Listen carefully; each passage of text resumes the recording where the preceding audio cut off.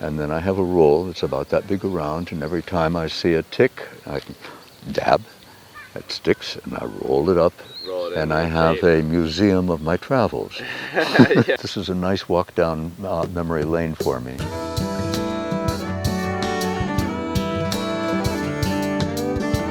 What is your name? I'm Jim Adams. When and where were you born? Well, I was born in the Bronx, and 6 months later my bio father died and my mother took off, and so that is my whole sum total of experience with New York area. Long story short, my parents were activists in the union movement of the 1930s, and then they variously, when the 30s were over and the economy was getting better, they broke up their union organizing, and the unions had pretty well organized by that time, mines and various factories and so on. And my parents then took off, married. My bio father died of cancer when I was 6 months old. And one of her fellow workers, his wife died as she was going up to pick up who was a socialist and the speaker, Lowell Thomas, to pick Lowell Thomas up from Chicago and bring him back to Southern Illinois. So here were two single people. They got married. My new dad, the only dad I ever really knew, wanted to become a farmer. So he bought a deserted farm, worn out farm in Southern Illinois, and that's where I grew up. Okay. Nearest neighbor about a quarter of a mile away. What did he market, or what was the farm? He wanted to be a farmer. He thought he could make a living being a farmer, and this was whatever people were doing at the time, and that's raising corn, wheat, trying a little bit of oats and barley. He raised sheep. Okay. He was a hard worker. He had a town job, 8 hours a day, and was a full-time farmer. We didn't make it on the farm. Okay. And it took 15 years of trying very hard to make a go of being a farmer, doing these two jobs. Oh, we also raised hogs for quite a few years. So I went off and joined the Army, and he and Mother stayed there for a while longer, and actually, it was more than 15 years. It was closer to 25 to 30 years. But I was gone when they moved off the farm. Where were you? I think I was being a teacher in Massachusetts, 7th grade science teacher. So yeah, maybe, the years leading up to Eastwind, and what prompted your decision to move to Eastwind? Kind of by accident.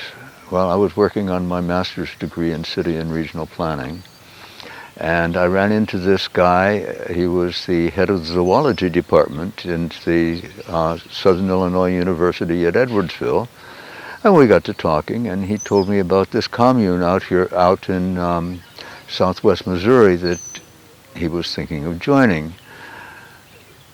Would I be interested in coming along? We'd talked a little about the farm and a couple other communities that we knew of that were popular at the time.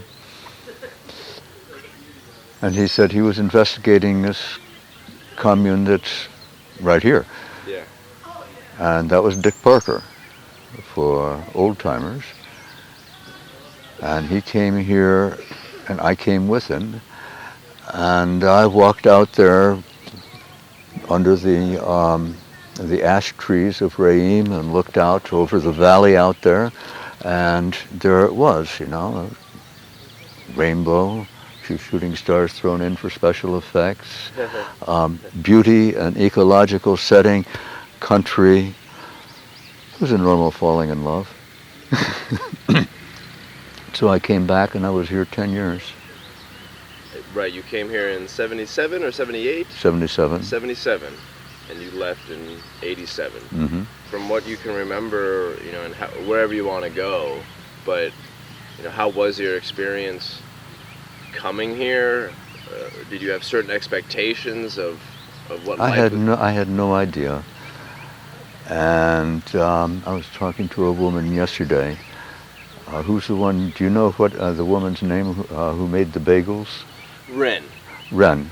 I asked her if she knew how to make bagels when she came here, or did she learn it while she was here? And she said, I learned it. You know, before I came to East Wind, I was nothing. And that's me. So I came back, and I was here for one day as a provisional member. I came back from visitor period. I was here a day for PM, and Cougar was standing outside of Rock Bottom cutting some branches with a bow saw. And he said that he'd taken on being firewood manager. Would I help him? And I said, sure. Because I didn't have anything special to set up to do. About a week or 2 weeks later, we didn't do anything about it, and it was September.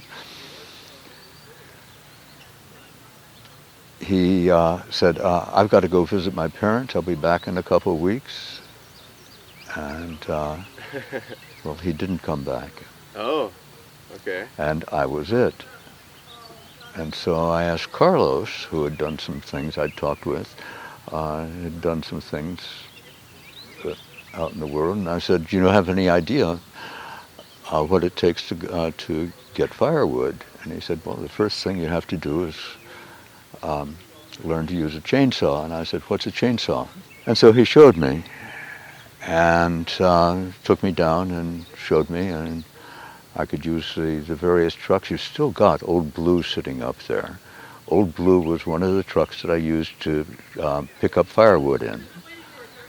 Old Blue is the flatbed 1950s something Dodge, and it was old when I got here in year 3.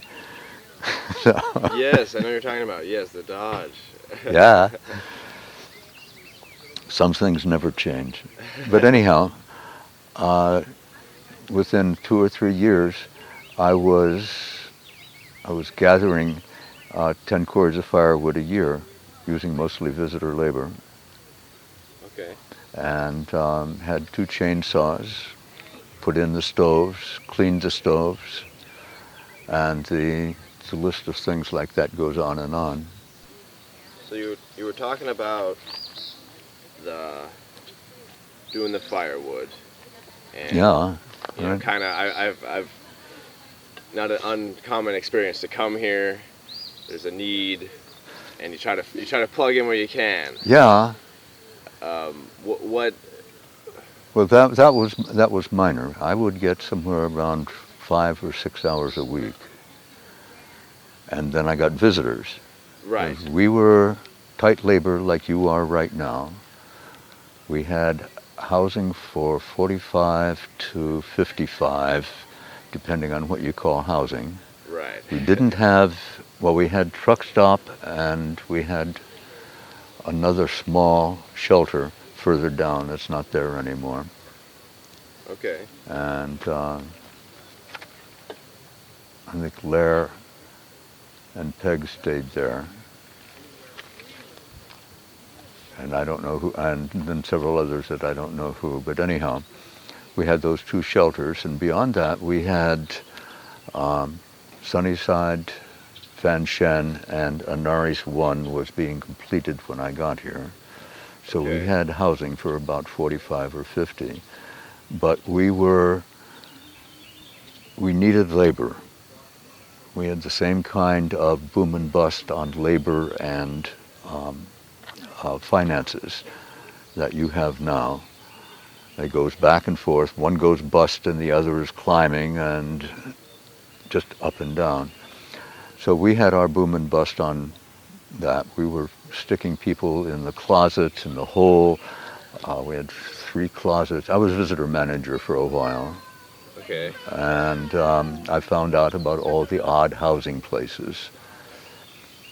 And people stayed there.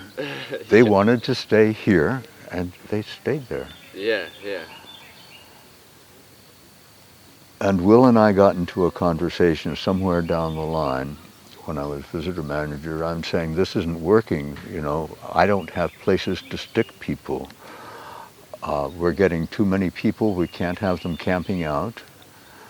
And so we decided to make our annual plan not for the number of people we needed to make the money that we needed, but to make our annual plan around the number of people that we could handle.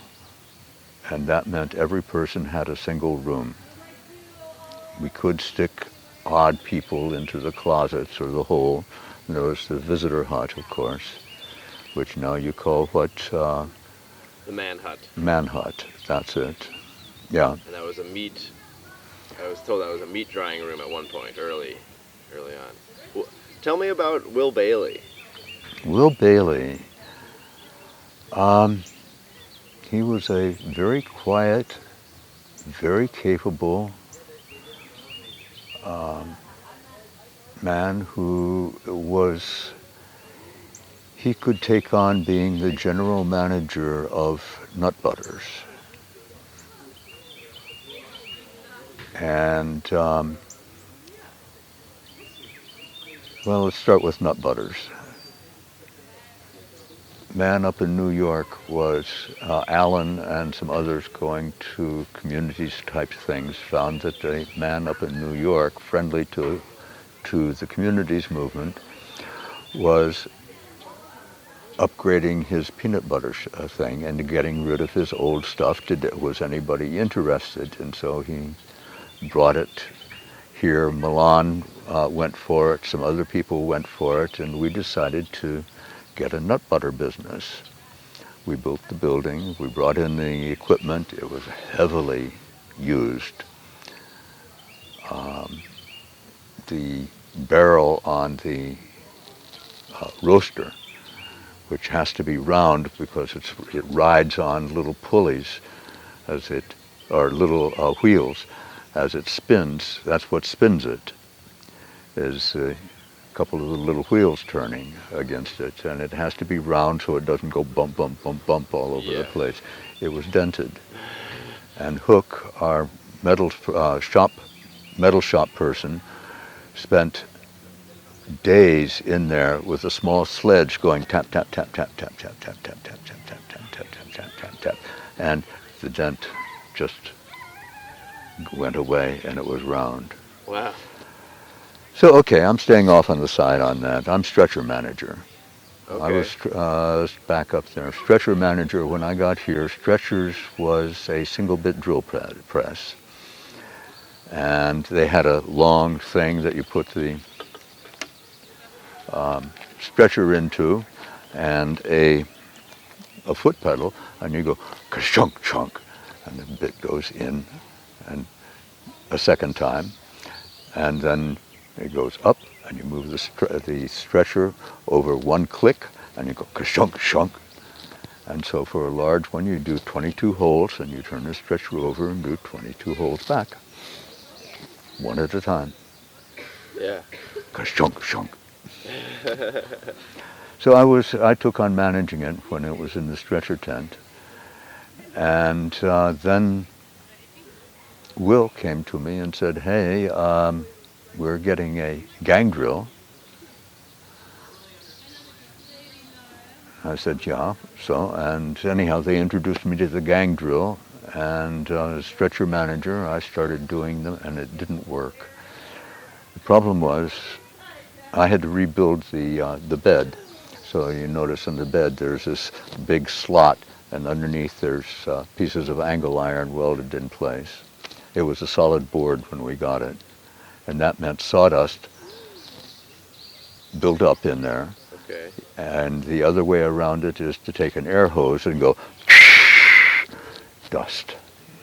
Yeah. couldn't live with that. So I rebuilt it, got it working, and it's worked ever since. And we were doing, 10 to 12,000 hammocks a year. And the stretcher shop was turning out double that number of stretchers, Right. not counting breakage. Wow. So I did that until we had an argument with some others, and I got fired. They wanted to try dipping stretchers in varnish. And I said, without trying it, it'll never work. Because they thought it would be faster than standing up. What we do is roll up 2 socks Linseed. and varnish. Oh, varnish. Linseed oil came later. Yeah, that's how Twin Oaks does it today. Yeah. Yeah. And we did go to that, but I don't think it was before I left. It may have been. But anyhow, I got fired because I didn't want to do that. And it turns out that when you dip them, 22 holes are holding varnish that goes drip, drip. And it just comes dripping down, slowly, slowly, slowly. There's no way around it. Was it an argument, or was it simply, oh, you don't want to do it this way? Then I'm the manager of the area, and you're out. I said, that's not going to work. What we have gets the kind of finish that we want. It makes a quality stretcher. And that won't work, and you'll be spending a huge amount of time cleaning up messes. But he thought he could make it work, Yeah. and he couldn't. But in the meantime, I'd been, call it, hired by Will. Mm-hmm. We had bought nut butters. An initial team, Milan and a bunch of others, went in to make our new nut butter thing work. And so we had all of the machinery mounted, so we had a fairly good flow, we thought, on getting everything the way it should be. And they did a damn good job, actually. I think we may have moved the mill a foot or two. But everything stayed the way that they set it up initially. And that means going up all of the elevators and where they empty. It's a very nice chain. But anyhow, they got that part together, and then they had to make peanut butter. And that was difficult. And then a second team and maybe even a third team came in, and they were having a hard time. And Will said he was going to take on managing it. Would I give him a hand? And he wanted somebody to do quality control and thought I would be good for it. And like with the chainsaw, I said, what's quality control? Yeah. Would you think this is 82 or 83? I don't know. Okay. But we had only had nut butters about 6 months, 8 months. Okay. I've always been told that 81's the founding date, but from the documents I've seen, there was work leading up to 81 anyway. Oh, lots of work building. Yeah. Building the building, getting the equipment here, getting the equipment straightened out so that it would work, testing the equipment, making certain everything was in running order. So you guys... I was not part of that. Right. But now you had, purchased a truckload of peanuts and we're trying to figure it out? They were making nut butters, but they were not paying attention to things like, we determine how done the peanut is by 4 color sticks. And we were matching the A, B, C, D. We were matching the doneness of our peanuts to the brown of the number 3 stick, maybe just a little lighter, I think. I won't swear to it. Maybe it was. Okay. But that's what I remember, and don't quote me on it because I think it's also some inaccuracies in there. But that's the basic on it. And we started keeping records. This is the temperature. This was the doneness. So when somebody's roasting, what's to do is stop the roaster, open one of the doors and dip out a small amount, close the door, turn the roaster back on. You can't leave it roasting while it's sitting there for longer than a few seconds, and then do a color temperature match and say, that's not enough, or that's good, or that's too much. We got so we could get right on that. The ones before us, went for about a number 2, which means you can still taste raw peanuts in the peanut butter. Okay. You get maximum sweetness for, I think, the number 3. And number 4 is, it's starting to be tasting burnt. Light, but still tasting burnt.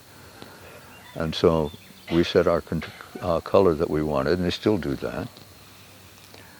And learned how to do it with almonds and cashews and sesame seed without having the color sticks, but still writing down the times and temperatures. And so we took the world's worst nut butter and turned it into the world's best nut butter. Another thing is most people out there make crunchy peanut butter by running roasted peanuts through a slicing device and making crunches. You can make real small crunches, medium crunches, and large crunches. We do it by moving the still Mill plate. Steel plate against a rotating grinding surface. And so what we get is rounded crunchies rather than squared crunchies, which is what the cutting does. I like ours much better. And we decided how much crunch, what size crunch, how much salt, what kind of salt. You're no longer using the salt that I found, which is while it's crystallizing, it makes flakes rather than cubes. And with flakes, you get a much stronger salt flavor than you do with a cube. And the cube, it melts down. It has to melt down for you to get the full salt flavor out of that. With the flakes, you get the whole salt flavor right away. And as a result, we were making peanut butter with 0.5% of salt. Okay. And it tasted as salty as regular peanut butter that was using about 1.5% or 2%. Interesting. FDA says you want to be grade A FDA peanut butter, so you can stamp it on your label, 2% salt. No way! They're saying, wow, okay. And so we said, okay, we're not going to use FDA. We prefer doing it our way. Thank you very much. Click, and that's what we continued doing. So you could get this instant burst of flavor rather than having to work your way down through the flavor. So you were in nut butters, starting out with quality control. Were you... I got 3 things all at once. 2 things at once. I got that, and I was sanitation manager. Okay. And it was up to me to make certain that the place was cleaned up so that we would pass, say, an FDA inspection. And I kept it that way. The only FDA inspection we had was when I said, hey guys, would you come in and take a look at this? I want to see how we're doing. Okay. And they did. Yeah. And the one thing that they gigged me on was I had left a bag of salt sitting someplace I shouldn't have.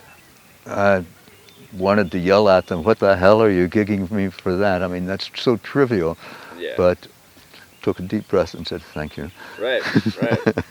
Won't do that again. Were you active in nut butters for the remainder of your membership? Yeah, pretty much. Then the guy who was doing maintenance left the community and moved to, he helped put the machines in, he did the initial maintenance kinds of things. He asked me to help him on a bunch of things, and since I was doing nut butter, sure, I'd be glad to help. I'll hold the spring on the overhead door while he hold it down in some odd position all the way in so he can do his work on the other end of the the spinner or the spring set up, and then helped him on repairing a couple of the machines. And then he left, and I barely knew the machines. And as near as I can tell, what he wanted was to be able to live locally and have a job coming back to fix the machines because there was no one else there. Yes. Would I make it? Of course not. I was just his helper.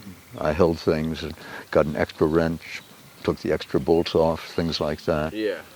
And so when he left, I found that it was me who had the whole responsible things, and there wasn't anything that was big enough to make it worthwhile calling him in. I knew how to.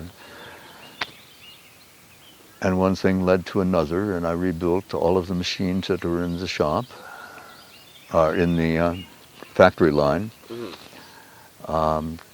Took apart all of them, cleaned them all, cried bitter tears over the old 10-inch drill when it started spitting grease through the bearing that's in the center of the rotating. And we went through, I don't know, 13 times that the bearing gave out in about a year period. It would run for a period, and then all of a sudden we'd find grease in the peanut butter. Oh, man. So I was ordering 2 bearings, an extra one for the next time. Yeah. And I cried bitter tears because I couldn't figure out what was going on, and I talked with the company, and they didn't know what was going on.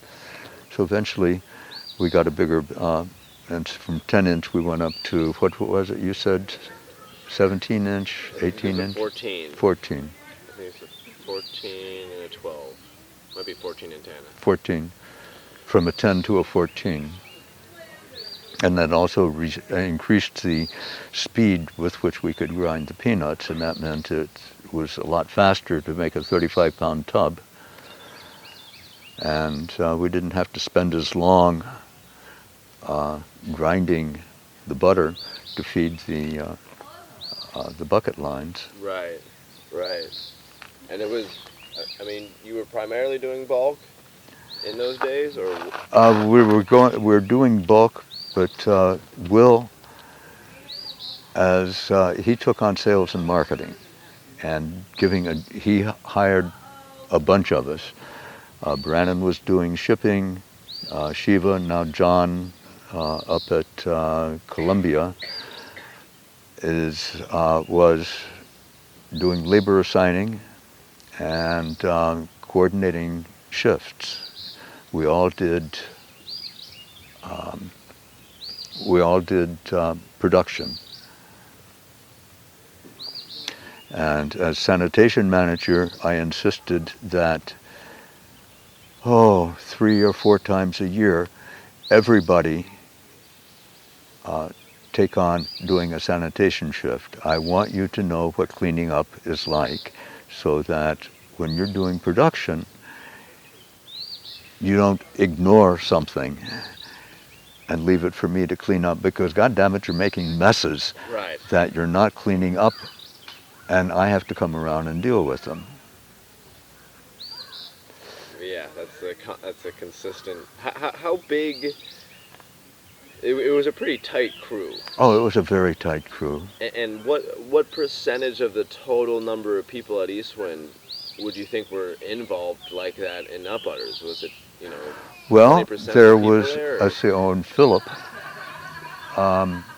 Philip was the one who went around and recruited labor for the shifts once we got to jarring shifts.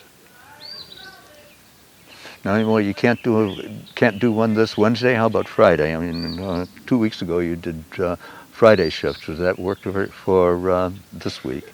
Great, you're on. Yeah, okay. He was good. Yeah. And we all were, and we had staff meetings. About once a month, we had staff meetings, or maybe it was once a week, once every 2 weeks. I don't remember what it was, but it was fairly often. Yeah. And at that time, I would go out as quality control. I would buy nut butters from all over the place. Every health food store that I could find, I would buy something that I was testing. I would buy cashew butters one time. And I'd go out and get crunchy peanut butter with salt. Couldn't get no salt at the time. And bring them back and put them in little lids of A, B, C, D, E. And I have key over here. Okay. And say, okay, here's a cracker. Have a taste. What do you think? Okay. Here. It was here, yeah. And I would also put in a sample of our butter. Right, right. And what do you think? Which one is ours? And if you know that, what do you like about ours that doesn't work for them? And what don't you like for theirs that we don't have? Yeah. Or that we should change? Something, you know, all the different questions that we would answer on that. And we had fun with it going through almond butter and peanut butter. Tahini was kind of difficult. There's not too many tahinis out there. Let's talk a little bit about the social culture, and what did you do for fun? What groups Let of me friends? drop back. I had a bunch of managerships. I was chickens manager for the entire time when I was here. And chickens manager meant 50 layers.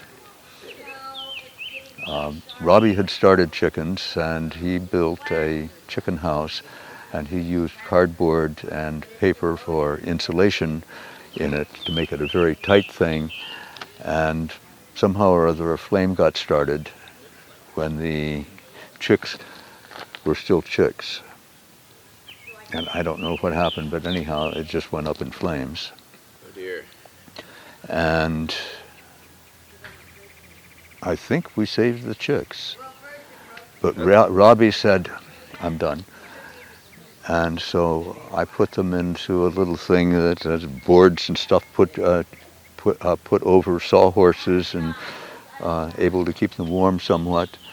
And then I built the chicken house, which is what the person doing lawnmower repair and other things is in it. It's that bluish metal shed across the road. It's called a grounds shed now. Right. Okay. And I built that as a chicken house, and it was all scrounged materials.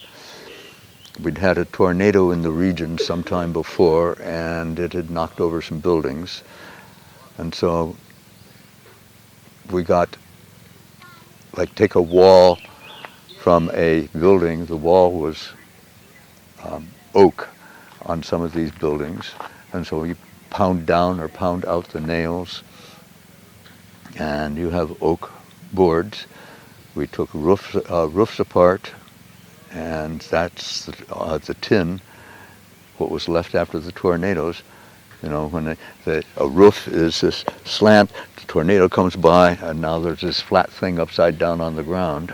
Yeah. That is the former roof. And take that apart. And we got, me and a bunch of visitors, got the materials for it. Susan bought a 6x6,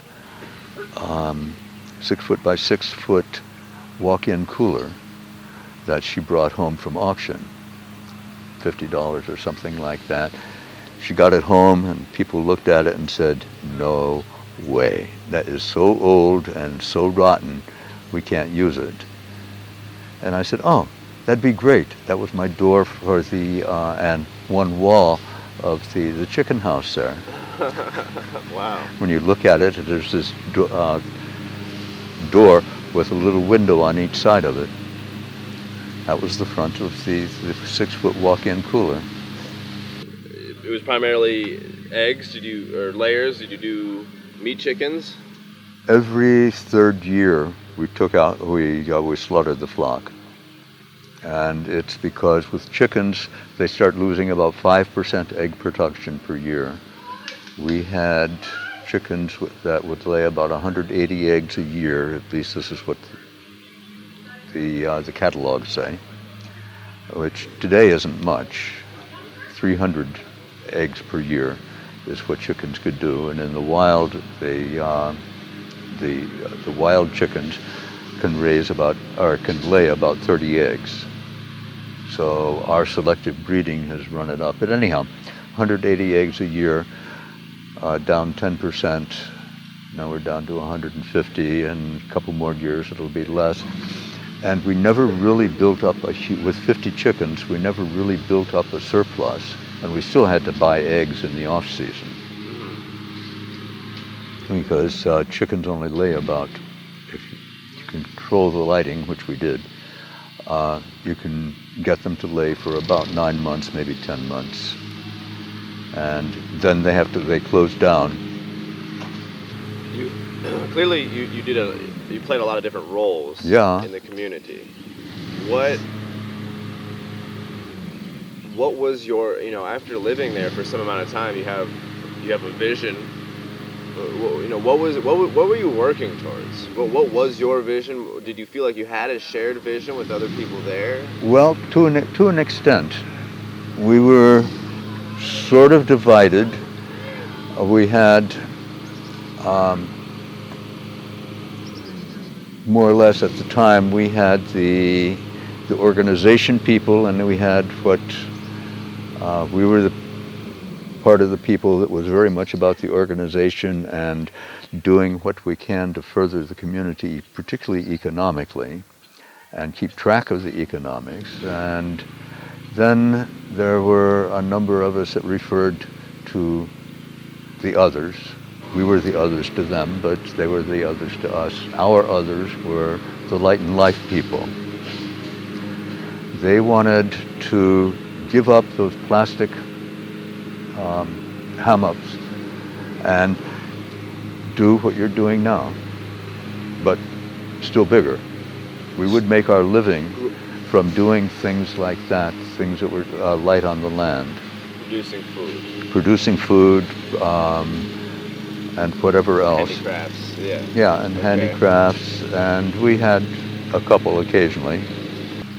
Yeah, light on the land, and then the more industrial-minded, right. Survival, income, etc. And we had some big arguments about it, and the population went from somewhere around 58 to 60 down to about 35, 38. And we had people, some of us, pulling their hair. I was saying, no, wait a few visits. I think I was visitor manager at the time. Wait a few visitor periods. We'll get 2 or 3 coming in, and then we'll get 2 or 3 coming in, and had that kind of conversation with others. And we did. And that was the bust on the population, on labor. All of a sudden we had the labor of 38 people instead of 55 people, 50 to 55 people. And there's a lot of things we had to cut out. Yeah. When, Tom. Yeah, oh yeah. He does the history orientation sometimes, and he describes that as one of the first exoduses. I don't know if it's that one or another one, but he said the Grumpies. There's an exodus of the Grumpies. Oh, no, that was a different one. Okay. That was an earlier one. But you're saying, so people were leaving, and was it specifically because... I have no idea why they were leaving. Okay. I wasn't talking so much with them. I was talking with the organizers and the people who were heavily involved in making the community run. Okay. Mark and Laurie, then Estraven and Laurie. He changed its name. And they did a lot of the accounting. And we're making that part of it run. Right. And I was stretcher manager. I became part of what we called the industrial board. And that was the hammocks manager, the stretcher manager. There were about 5 of us. And I hadn't understood what the board was, but pretty much we would make the industrial decisions. And because I was doing stretchers, it didn't mean much to me. They were talking about things that I didn't understand the paperwork they were talking about, or the sources of supply for anything but the stretchers. I knew where those came from. You were one of the people heavily involved in making things work. Yeah, The but community. I wasn't a leader. Right, you don't consider, you don't, and I guess what, And I never tried to be a leader in that, but I was willing to do well, maybe talk about, leader branch. I like to think about vision, right? What is this place? What is it to become? I look at the bylaws. I draw a lot from the bylaws. What were people talking about that time? Expansion? We were talking... Living the good life? The light and life people were talking about leading the good life. And we were, the organization people, we had a different word for it, I don't remember what it was, but the organization people, anyway, will work. Mostly, that included most of the planners. But we were the people that wanted to make the system work. Twin Oaks has a very good manager system. And it was a manager system that was making the place work. And that's straight out of B.F. Skinner. They had managers of different areas and people that do labor in all kinds of areas. And East Wind is now at about the state that B.F. Skinner was writing about. Let's let the mower go by. We were making $4 or $5 an hour making hammocks when I was here. And it got better than that, but that's because we were able to up the sale price.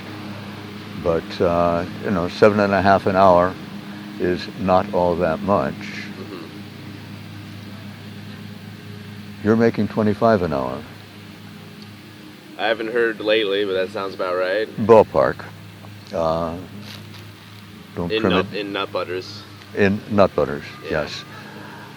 And you got rid of hammocks, which was doing less than 10.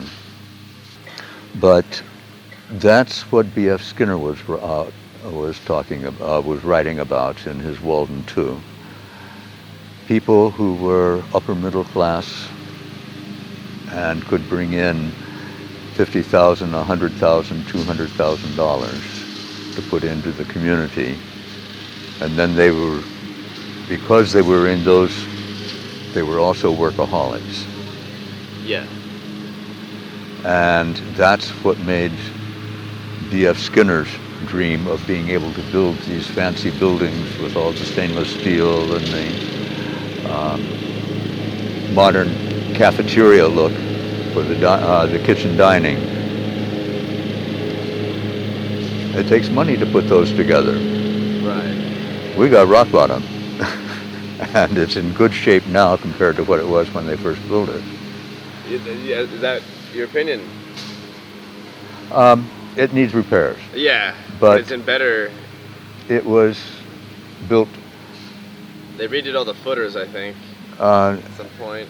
and it was also a solar storage under there.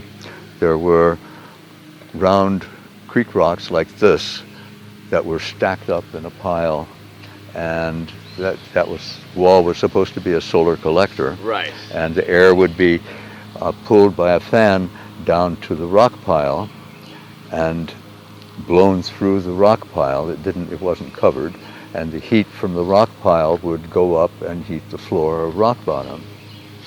Something like that. People crawled under and found that no, it is not pumping air the way it's supposed to. No, it is not a dry rock storage that air will go through. It is wet down below the surface, the same way the dirt is. If you dig down a foot, the soil is damp. And same thing for the rocks. Totally useless, Yeah. but it was a good idea. Yeah. Right. The concept is there. Right, and that's what it was built for, and they dealt with, I forget what it's called, some kind of cantilevered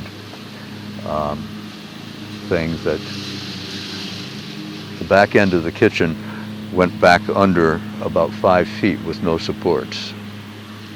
Wow. And somewhere around in the early 80s, Jack and others pumped the building up a little bit and or jacked the building up and started pushing supports under it, because the building was, the back end was, I think, going like that, and it's in pretty damn good shape given its age, but it was built on the cheap.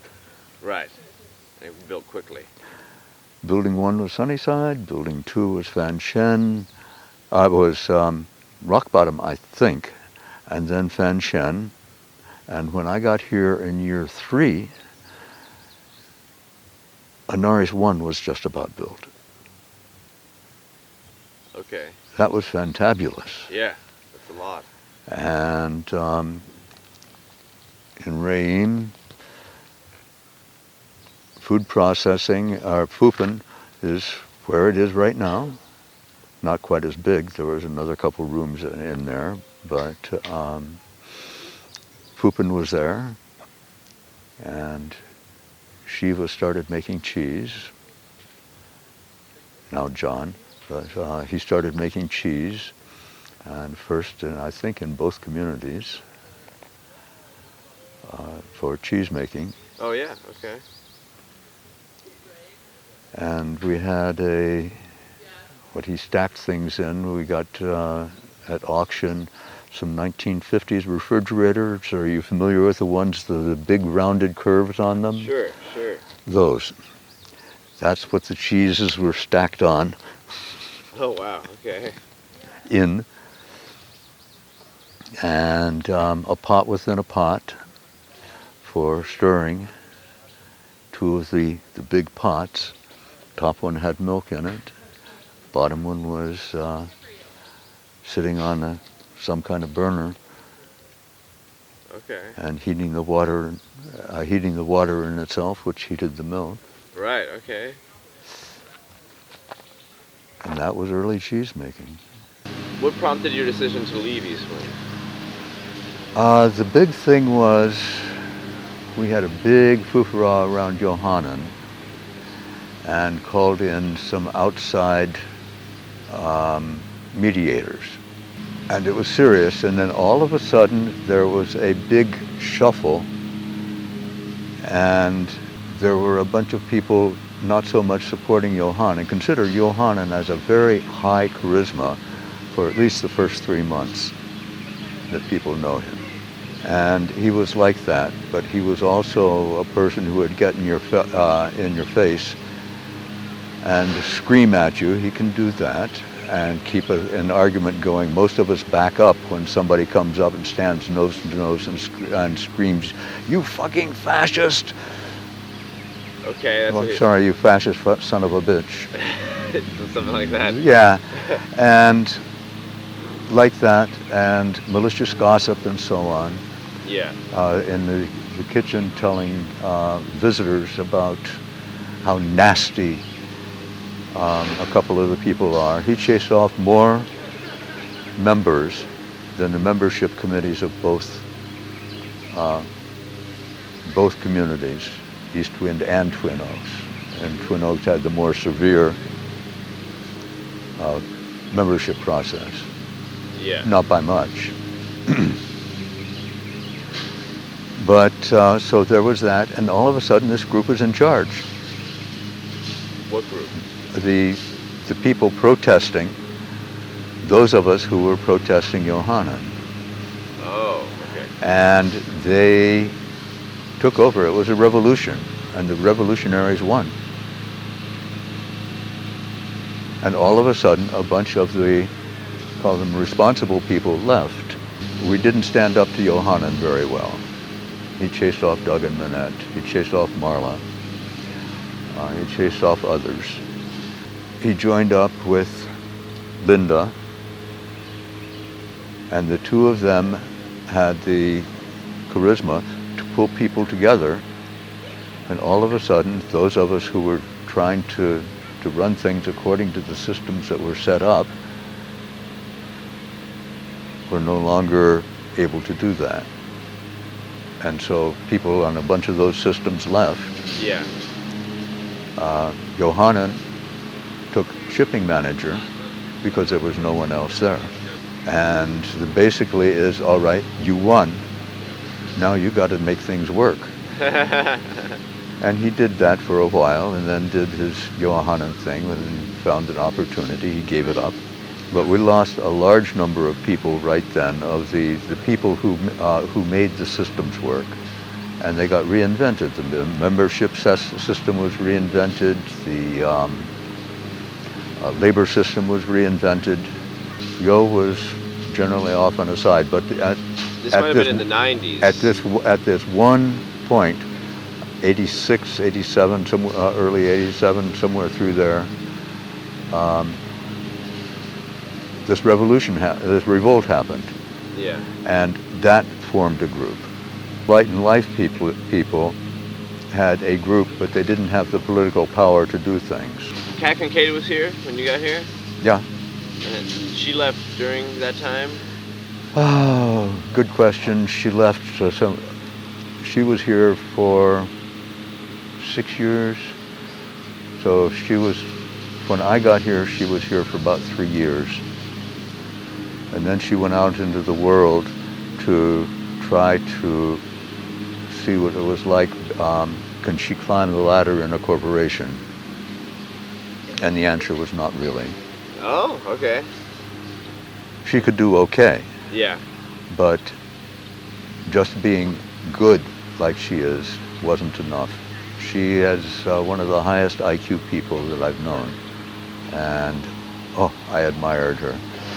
I never knew how to be close to her, but I admired her, and she was smart. She asked questions where I didn't know there were questions. I thought answers, but I don't know. How did it change your views on, say politics, just in general? It didn't. How people live together?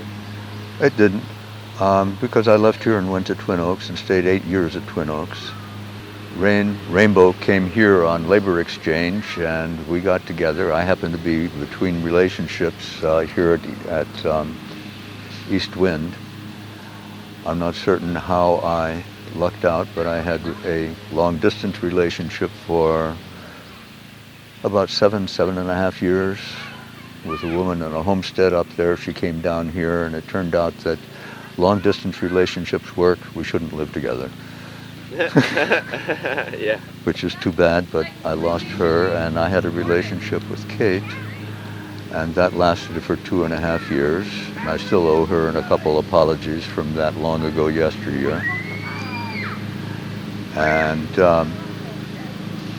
then she went her way, and I was between relationships, and Mary Lou Rainbow came from Twin Oaks, and I was dissatisfied with the revolution here that had overthrown the labor system and the managerial system and just everything about the way the community ran.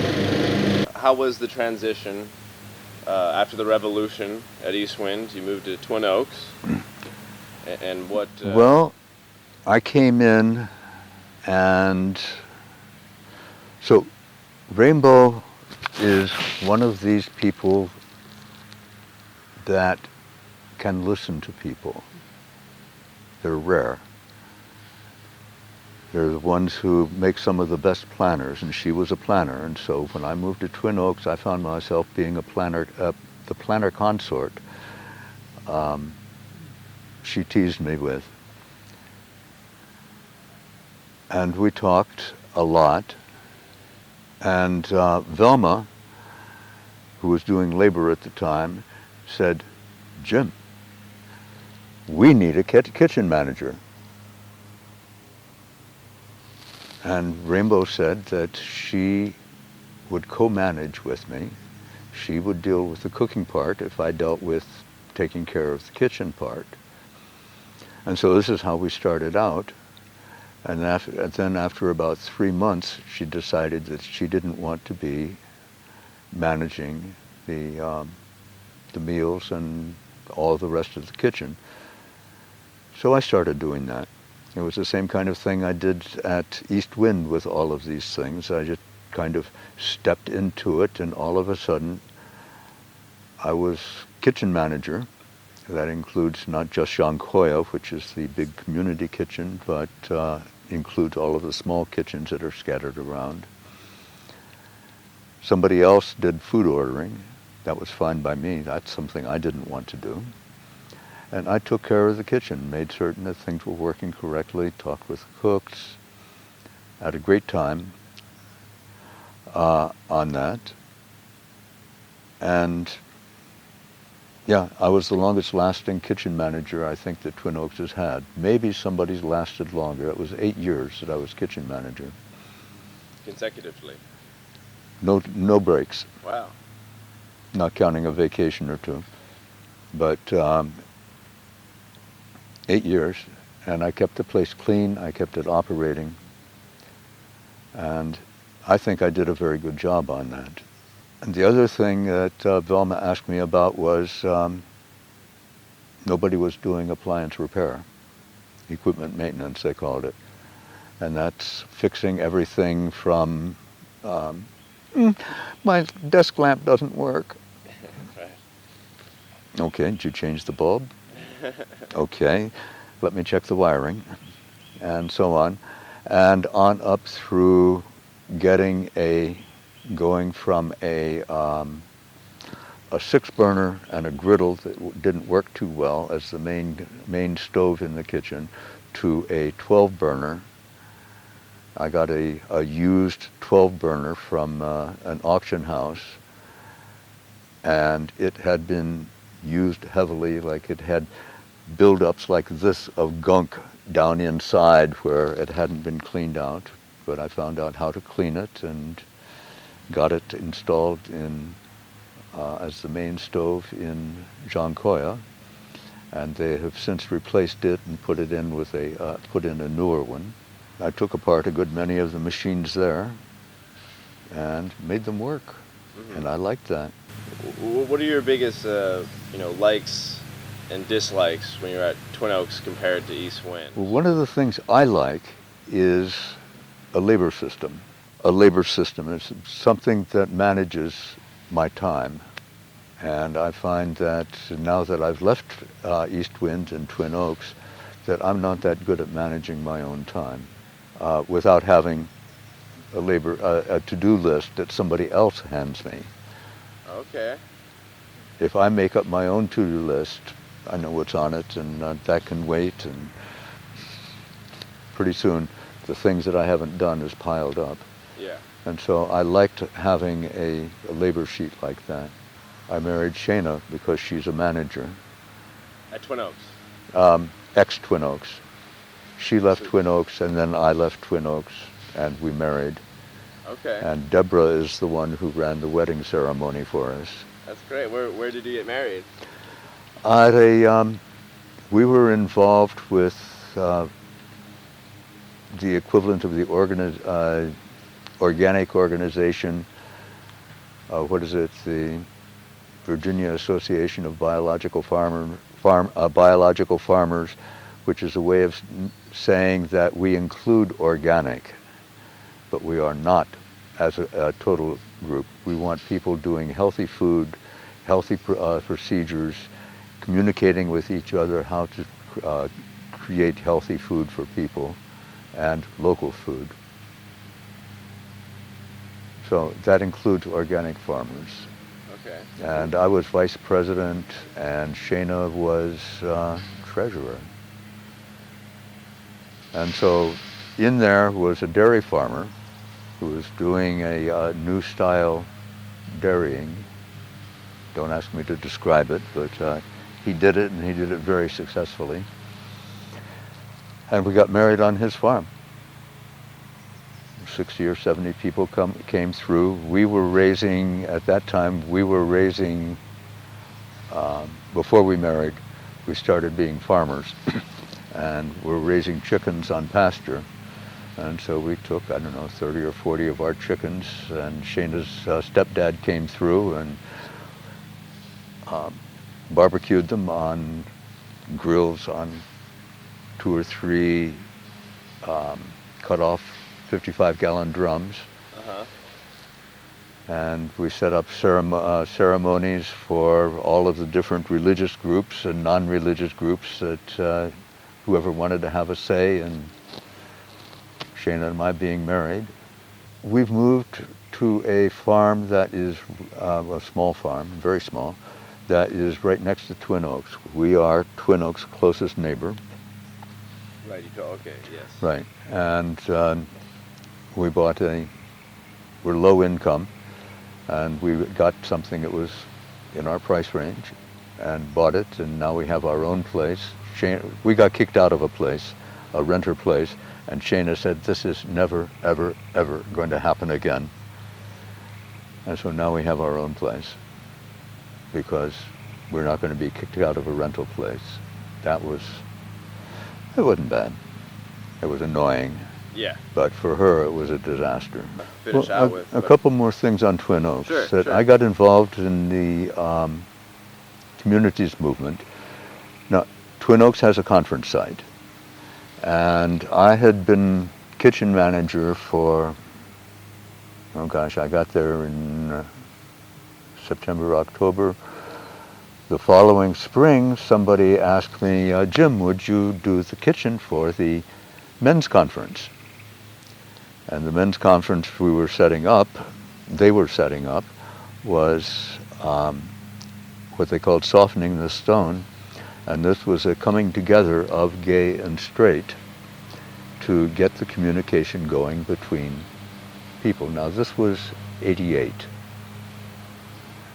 And the gay straight LBG DF, is that correct? Conversation has changed greatly since 88. Straights weren't talking with gays weren't talking with straights. And so we tried to put together something, and we were trying to get 50-50. And the first year that I was there, we had something like 40-60. 40 gays, 40 gays, 60 straights. And it eventually started going the other way. And finally, it just fell apart. And one of the things that I realized on that is that the gays have communities where they get together. And in Richmond and in DC, there are large groups. And when gays that have come back from our conference were saying, hey man, let me tell you about this great party that we had out in the wilderness out there, huh? Twin Oaks, it's called. Yeah. And all of a sudden, we started getting flaming faggots, and they weren't there for softening the stone process. They were there to have a great party in the woods. And so I said, no, that's not Twin Oaks. Because it was going to be a straight gay conference down the line like that. And we wanted to get the communication going. So we stopped it. It's come back, and they had a gay gather, men and women, for the gay gather. And then the community gather, and there's a women's gather, but the women's gather hasn't happened for a year or two, because the question is, what do you do with transgender? People that say, I'm a woman, breasts, man's genitals. And there were a lot of women from the historical, in the past, women's conferences who loved the women's conference but didn't want to be involved in that. And so they didn't have the women's conference at least 1 year. I don't know about this year. I think it has come back. Okay. I think they did figure it out. That would be good. I don't know what the decision was. I don't know what decision was made. Right. But anyhow, that was the sticking point. Yeah. And then there's the communities gather. I've been And to a couple that's of the big those. one. Yeah. And it's right next door. I walk over and say hi, sign my name in, and I'm basically a member of Twin Oaks as far as that's concerned, and I can show up there. And I enjoy doing that. I don't have to show up. I don't have to take responsibility. So for the 7 years that I ran the I ran the kitchen for the communities conference for 7 years, and the 3 or 4 years of the men's conference. And I built up the kitchen. It's not quite what it is now. There were some more people that came in, and they changed out there was money for getting some equipment. Okay. You know, an old pizza oven is not a good main oven. An old pizza oven doesn't have a safety on the thermostat. But we made it work, and it got us through until they could get something that was better. I cooked breakfast. I'm a breakfast cook. And I did breakfast cook here at Sunday morning breakfast cook for 10 years. Really? 9.5 years. Brunch, the Sunday brunch? No, Sunday breakfast. Okay. And I would get here somewhere around 6 o'clock and come into the kitchen about 6 o'clock and get things together, make up pancake batter. I would boil up potatoes and then do fries, and I would make omelets. I had a couple griddles, and then I bought my own frying pans, something that I could pour an omelet in and flip it. Uh-huh. It's awful hard to do that with a cast iron pan. Yeah, they're heavy. Yeah. What time would you put out the breakfast? It may have, no, I tried to get it out at 9 o'clock, Okay. maybe even earlier. But if I was at Twin Oaks, I did the same thing for the 8 years that I was there. And I remember more of the timing on that. And I would make a fruit salad the night before, get the potatoes ready to go. Here I also cooked bacon. And they bought me 5 pounds of bacon to add to breakfast. What advice would you give to someone who's considering moving to a commune or coming to a place like Eastwind or Twin Oaks? I don't know. Any advice for people, especially young people who are coming in and trying to live in these types of situations?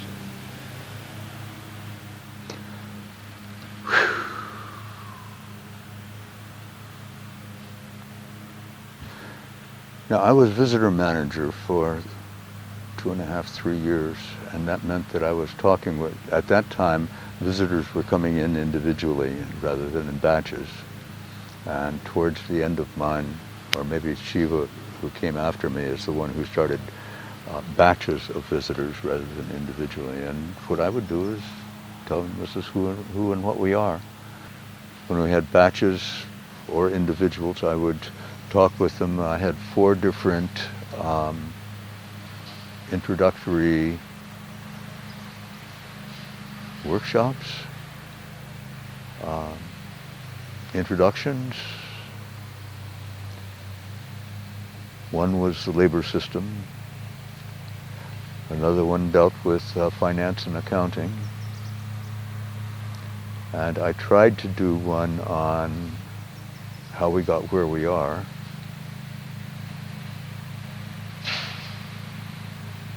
And, you know, like I said, I was still basically that same guy who stood out there on the edge of the dairy pasture and looked out over and saw the river of mist going through and the rainbow and the shooting stars. And like I said, it was a normal falling in love.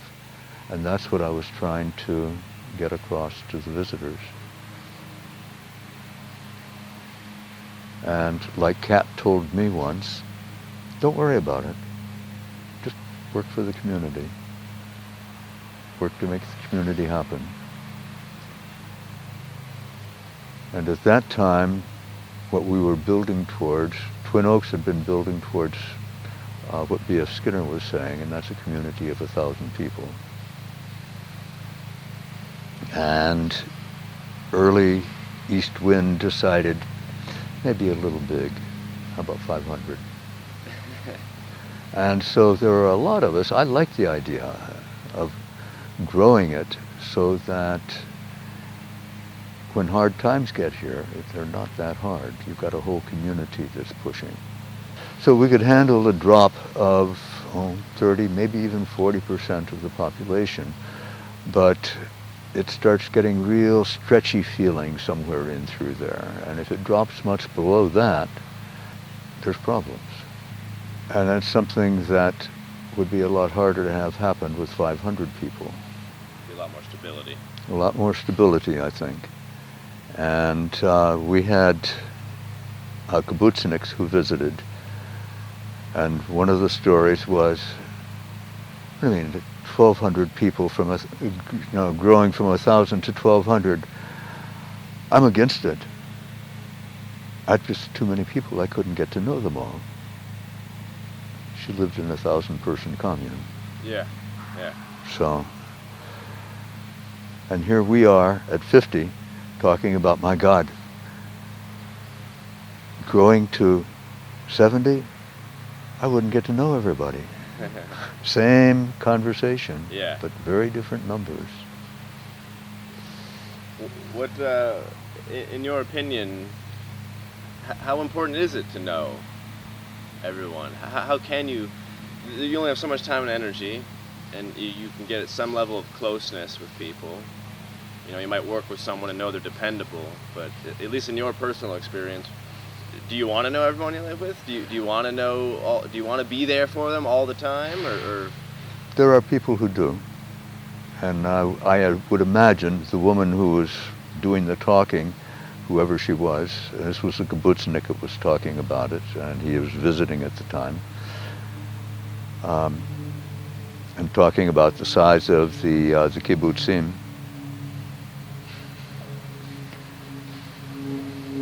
So I would imagine the woman who was doing the talking was one of those who could get out and know everybody. There are those, but it's not all of us. Right.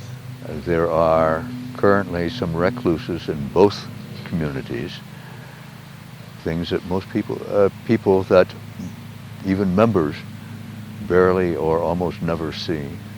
Twin Oaks has a couple of those. East Wind has a couple of those. Unless you're at the right place at the right time, you won't see them. Yeah. They come in late for supper and don't mind reading the refrigerator if they're even later. Been there, done that, but not as a way of living, just occasionally. So I'm familiar with how it's done, but yeah. So it's not even 1,000 people. Now, what would be accessible would be very different. And there would be managerships that would be able to deal with that quantity of labor. You could have sanitation managers or cleanup managers, the kind of thing that's happening at East Wind right now. Have you gone around the community lately in the last week or two? Sure.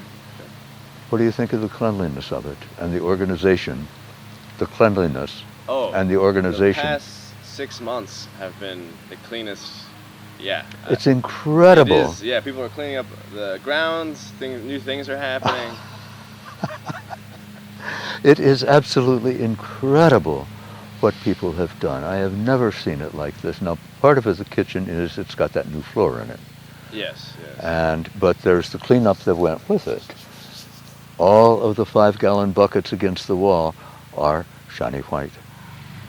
Sparkling white, I'll call it. Yeah, yeah. There's no gray streaks, no fingerprints. There's no buildup of grease under the stove.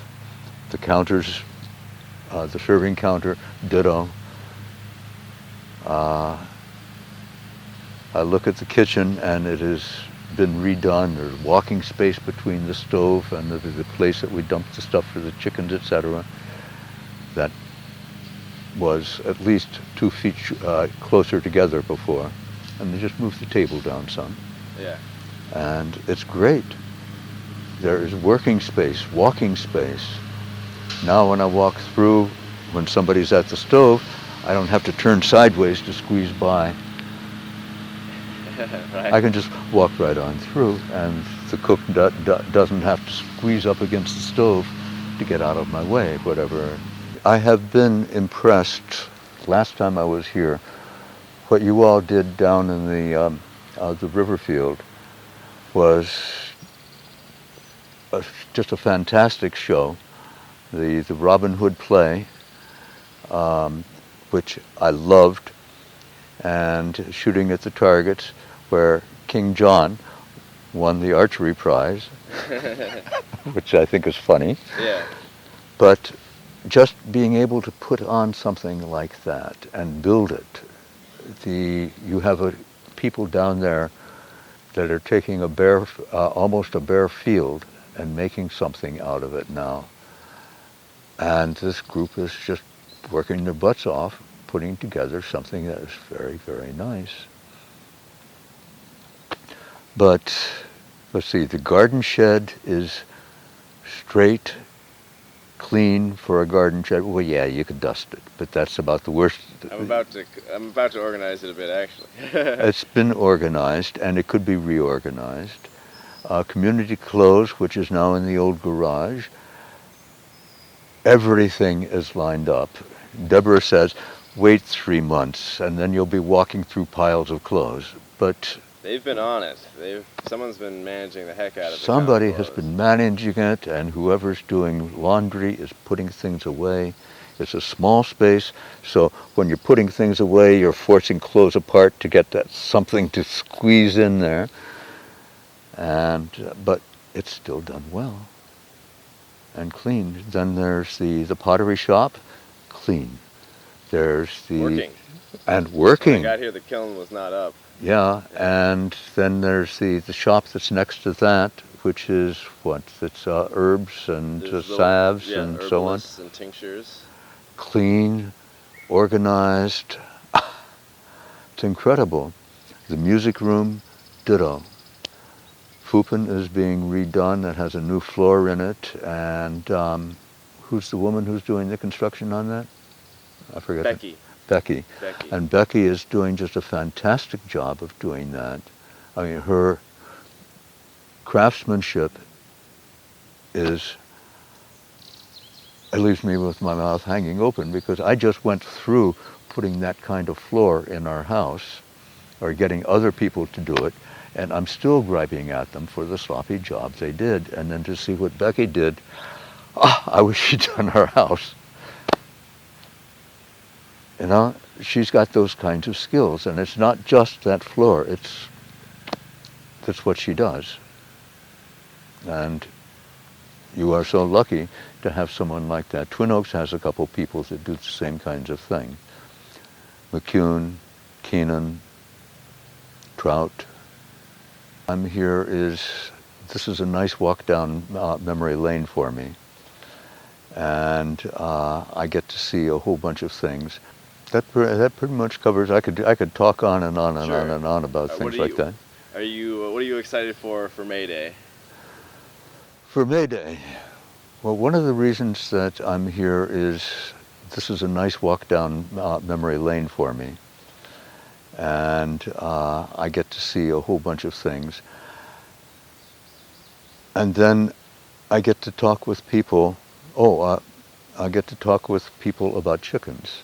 When we left Twin Oaks, we raised chickens on pasture. We did 2,400 broilers a year, 6 batches of 400. And we considered doing a Cluckingham Palace, if you will, the one on wheels that you have down there. We considered doing something like that, but we didn't have a tractor, couldn't afford one. And now with your nut butters, something I was let me come back to that.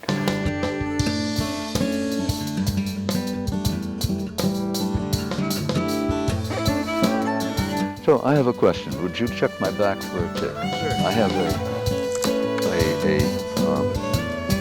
itch. Wait a moment. Pull this. Right.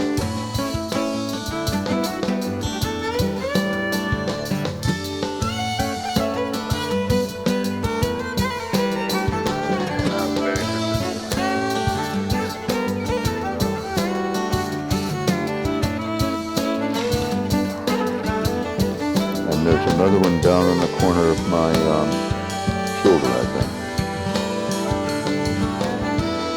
Yeah, shoulder blade rather. That's the one that's itching.